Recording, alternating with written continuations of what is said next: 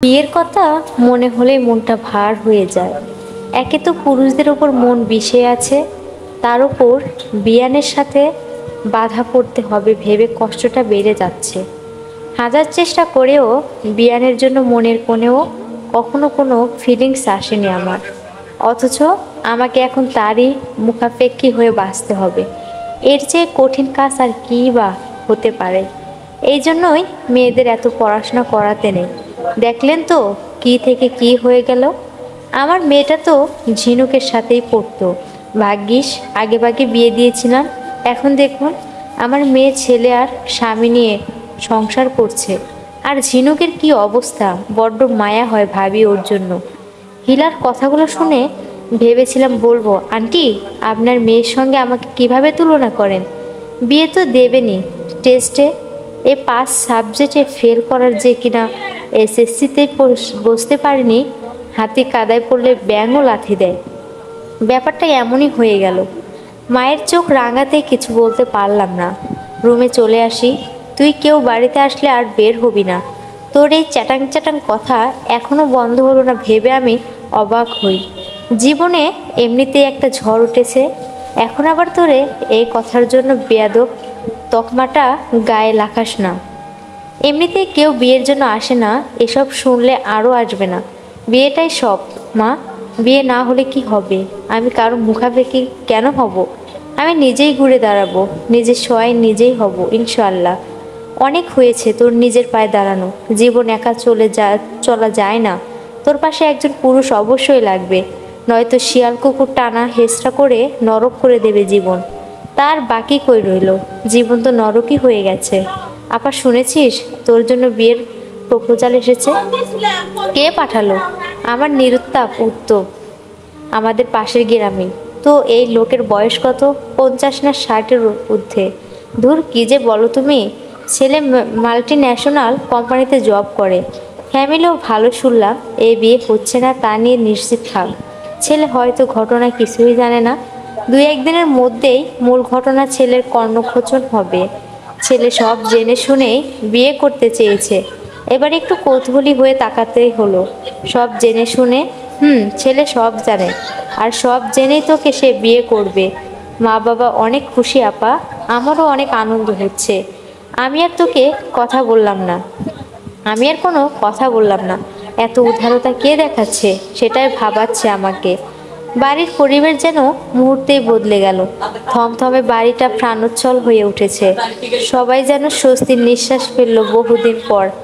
আমি কাউকে কিছু বলছি না, আমার মনে কি চলছে তাও আমি জানি না। কাউকে বুঝতে দেইনি। আমি এখনো জানি না কে বিয়ে করতে চায় আমাকে, কেনই বা এত বড় ত্যাগ স্বীকার করতে চায় সে। আমার অন্ধকার জীবনের সঙ্গে কেন জড়াতে চায় সে? আমার জীবন কোনো রোদ্দুর আনতে চায়, মনে মনে কেবল সেটাই ভেবে যাচ্ছি। তোর সাথে কিছু কথা ছিল মা। কাপড় ভাঁজ করে কারবারে তুলছিলাম, বাবা এসে চেয়ার টেনে বসলেন। বলো বাবা।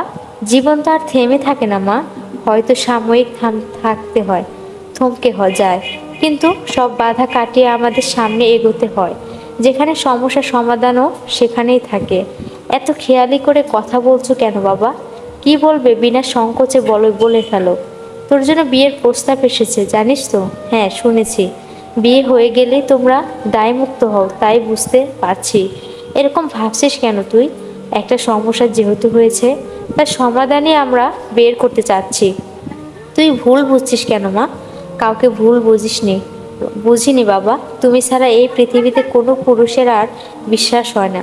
শোন মা, পৃথিবীতে কেউ নরকে কীট যেমন থাকে, কিছু ভালো মানুষও আছে। সবাইকে কখনো এক পাল্লায় মাপতে যাবি না, তাহলে বিভ্রান্তি পড়ে যাব। তোর ওপর আমার কিচ্ছু চাপাচ্ছি না। তোর ইচ্ছে না হলেও সব এখানেই থেমে যাবে। তুই নিজেকে আমাদের বোঝা ভাবতে শুরু করিস না আবার।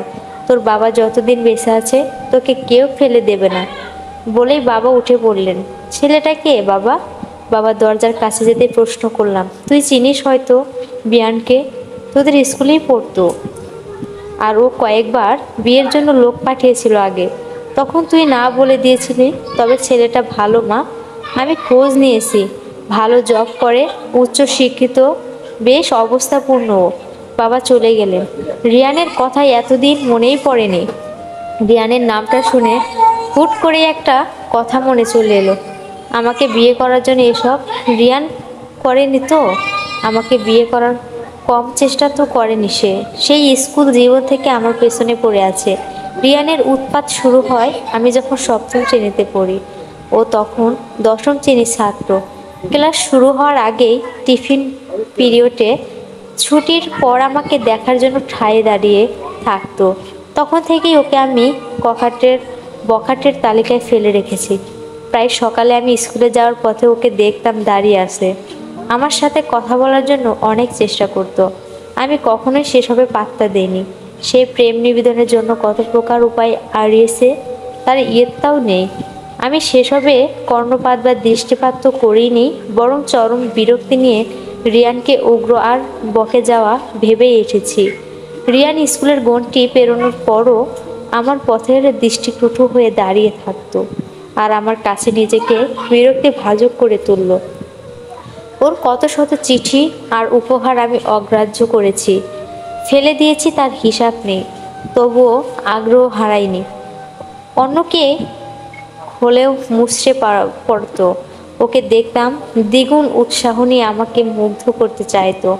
এতে বরং হিতে পরিণতি হতে পারত। বারবার আমাকে স্কুল জীবন প্রায় শেষের পথে, সামনে এসএসসি, তাই প্রাণপণ চেষ্টায় আছে ভালো ফলাফলের। প্রাইভেট কোচিংয়ে সব গ্রোগাসে গিলছি। সকালে প্রাইভেটের জন্য বের হতাম, সেদিনও বের হয়েছিলাম। রাস্তায় রিয়ানকে দেখে পাশ কাটিয়ে চলে যাচ্ছিলাম। রিয়ান দাঁড় করালো আমাকে, কিছু কথা ছিল। আমার দেরি হয়ে যাচ্ছে, পথ ছাড়ুন। ঝিনুক, একটা মানুষকে কতটা ইগনোর করা যায় বলো তো? এতটা কষ্ট কিভাবে দিতে পারো তুমি? আমার কথাগুলো তোমাকে কেন কখনো ছুঁতে পারে না? দেখুন, আপনার এসব কথা কোনো মূল্য ভাবেন না আমার কাছে, মূল্য পাবেন না আমার কাছে। নিষ্ফল আবেদন, তার চেয়ে পড়াশোনায় মন দিন। প্রজাপতি আপনার পেছন ছুটবে, শুধু শুধু নিজেই কারো চোখের কাটা কেন করছেন? তুমি কি কখনোই আমাকে বুঝবে না, চেষ্টাও করবে না? সরে দাঁড়াও, আমার প্রাইভেটের সময় চলে যাচ্ছে। সামনে যাওয়ার জন্য পা ফেলতেই রিয়ান আমার হাত চেপে ধরে। প্রচণ্ড রাগ এসে জমে আমার মাথায়। ওর হাতটা বেশ জোরে ঝটকা দিলাম। এত দুঃসাহস হয় কি আপনার আমার হাত ধরার মতো?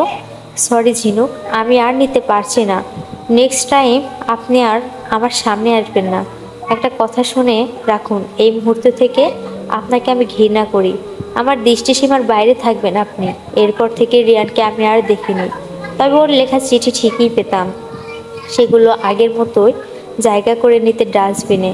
আমার সামনে না আসলেও রিয়ান ঠিকই আমাকে ফলো করতো, তা বেশ বুঝতাম। বিয়ের জন্য বেশ কয়েকবার বাড়িতে প্রপোজ করেছে, বাবাকে কনভিন্স করার কত চেষ্টা করেছে, কিন্তু ওর কথা উঠলে আমি বরাবর এক বাক্য নাকচ করছি। বাবাও আমার মতকে প্রাধান্য দিয়েছেন। সেই রিয়ানের কথা বাবার মুখে শুনে কেন জানি মনে হলো আমাকে নিরুপায় করে বিয়ে করার জন্য এটা ওরই তৈরি ফাঁদ। আমি নীরব রইলাম, এ ব্যাপারে মুখ খুলিনি একবারও। বিয়ের প্রস্তাব আসায় মা সবচেয়ে খুশি। অবশেষে তার মেয়ের একটা গতি হতে চলেছে ভেবে। তুমি ওদের সাথে কথা বলছো না কেন? এত কি ভাবছো এখনো? সব জেনে শুনে ওর মেয়ে নিতে চাস, এখনো এমন ধ্যান করে বসে আছো কেন? সবই তো ঠিক আছে, এখনো বিলম্ব কিসের? মেয়ের কপালটা এবার তাহলে খুললো বলে আর কেউ কুটু কথা শোনাতে পারবে না। বাবা মায়ের রুমের পাশ দিয়ে যাচ্ছিলাম, মায়ের কথাগুলো শুনে রুমে ঢুকলাম। এত খুশি হওয়ার কিছু হয়নি এখনো মা। আমি তো এখনো আমার মতো জানাইনি। তোর বাবার কি মত? বারে আমার মত না নিয়েই বিয়ে দিয়ে দেবে? তুই এখনো বেঁকে বসবি? সেরকম কিছু ভেবে থাকলে মাথা ঝেড়ে যেতে। এখন আর রং ঢং করার সময় না, তাই বলে নিজের সম্মান নিজেই নিলামে তুলব? আমার আত্মসম্মান বলে কি কিছুই নেই? এখানে আবার সম্মানের কথা এলো কোথা থেকে? আর তা যদি বলিস, ছেলে তো তোকে সম্মান দিয়েই ঘরে তুলতে চাচ্ছে। সম্মান দিচ্ছে না মা, অসহায়ত্বের সুযোগ নিচ্ছে। কারো কেউ বা বলতে পারো হয়তো আমার এই অবস্থার জন্য সেই দায়ী নয় তো? মানে সে দায়ী মানে কি বলতে চাচ্ছিস তুই ঝিনু? ও আমাকে সেই স্কুল জীবন থেকে বিরক্ত করে আসছে। বিয়ে করতে চেয়েও প্রত্যাখ্যান হয়েছে। সেই রাগ থেকে আমার সাথে থাম তুই, যা। নয় তাই বলছিস ওই এমন কিছু করলে আর বিয়ে করতে চাইতো না তোকে। ভালোবাসে বলে এই দুর্দিনে পাশে দাঁড়াতে চাচ্ছে। তুই সাদা লক্ষ্মী পায়ে ঠেলতে চাচ্ছিস? মা বজ্রকণ্ঠে বলে উঠলেন। আমরা সব সময় যা দেখি সেটাই কি সত্যি মা? আমরা যা ভাবি সেটাও সত্যি হয় না ঝিনুক। তোর কাছে কি এমন কোনো কারণ আছে ওকে সন্দেহ করার? না বাবা, তবে ওর আমার উপর একটা ক্ষোভ আছে, সেটা তো বুঝতে পারি। অনুমানে বসে কিছু বলা ঠিক না মা। এর এখানে বিয়ে হলে আমি ভালো বই খারাপ কিছুই দেখছি না। সবার হাতে মঙ্গল হয় সেটাই করা উচিত আমাদের। তুই বিয়ে করে নিলে সব অপমান থেকে মুক্তি পাবি। কেউ তোর দিকে আঙ্গুল তুলে কথা বলতে পারবে না। আর তাছাড়া ঝুমুরের কথাও তো ভাবতে হবে আমাদের। এখন এসব ঘটনার জন্য ওর ভবিষ্যৎ নষ্ট হওয়ার পথে। তুই বা এভাবে কতদিন থাকবি? তোরও এতটা গতি হওয়ার দরকার। তোর সব কিছুতেই বাড়াবাড়ি। এখনো বিয়ের জন্য আপত্তি করা তোর কেমন ধারা ভাবনা বুঝি না। এখনো এত কিছু বিবেচনা করার সময় আছে নাকি? এটাই আসল কথা মা। আমি তোমাদের ঘাড়ে বোঝা হয়ে গেছি। আমাকে ঘাড় থেকে নামাতে পারলেই বাসো। তোমার ছোট মেয়ের ভবিষ্যৎ নষ্ট হবে না, ভেবো না। বাবা, তুমি ওদের সাথে কথা বলো, খুব শীঘ্রই মুক্তি পাবে তোমরা। রুম থেকে বেরিয়ে এলাম। বাবা ডেকেছিলেন পিছন থেকে, আমি আর দাঁড়াইনি। বাবা আর ঝুমু বেশ কয়েকবার খেতে ডাকলেন। আমার খিদে নেই বলে বসে রইলাম। কিছুক্ষণ পর বাবা খাবার প্লেট নিয়ে রুমে এলেন। তুই না খেলে আমি কি করে খাবো মা? আমার খিদে নেই বাবা, খাবার নিয়ে যাও। রাগ করেছিস আমার উপর? আমি কি সে অবস্থায় আছি নাকি বাবা যে রাগ করব? ওভাবে বলিস না মা। যা হচ্ছে তোর ভালোর জন্যই হচ্ছে, তা করো। তোমাদের যা ভালো মনে হয় করো, আমি তো আর বাধা দেব না। কিন্তু তুই যে আমাদের সাথে রাগ করে আসিস মা। আমি কারোর সাথে রেগে নেই বাবা। ভাগ্য যখন আমার প্রতি বিমুখ, তখন আর ভার আমি অন্যদের ওপর কেন চাপাবো? তুই এখন বুঝবি না, একদিন ঠিক বুঝবি। এই সিদ্ধান্ত তোর জীবনের কত পরিবর্তন আনবে। সেদিন আর কারো প্রতি তোর কোনো অভিযোগ থাকবে না। রোদের উত্তাপ যখন তোর সাথ নিতিয়ে পড়া জীবনকে আনন্দময়ী করে তুলবে, তখন তোর সব অনুযোগ উঠে যাবে। দেখে নিস, হয়তো বা এই সিদ্ধান্তই তোকে বুঝিয়ে দেবে পৃথিবীর সব কটা পুরুষ এক নয়। তুমি এখন যাও বাবা, আমার মাথা ধরেছে, আমি একটু ঘুমাবো বাবা। খাবারটা ঢাকা দিয়ে রেখে গেলাম। আজ তারাও খাবে হবে না আমি জানি। এই দুর্ঘটনা আমার পড়াশোনায় আজ তারও খাওয়া হবে না আমি জানি। এই দুর্ঘটনা আমার পড়াশোনায় ভাটা পড়েছে। বইগুলো আর ছুঁয়েও দেখা হয় না। মাপ চোখের মিটার ইঞ্চির স্কেলটা ময়দারে পড়ে আছে একপাশে। তৃতীয় বর্ষে ফাইনাল পরীক্ষা চলে এসেছে। আমার আর পরীক্ষা বসা হলো না ভেবে দীর্ঘ নিঃশ্বাস ফেললাম। এই সময়টা কত ব্যস্ততা থাকতো, আর এখন সময় কাটে বাড়ির কাটার পর্যাপ্ত গতি দেখে। সময়ের কি অপরূপ প্রতিদান!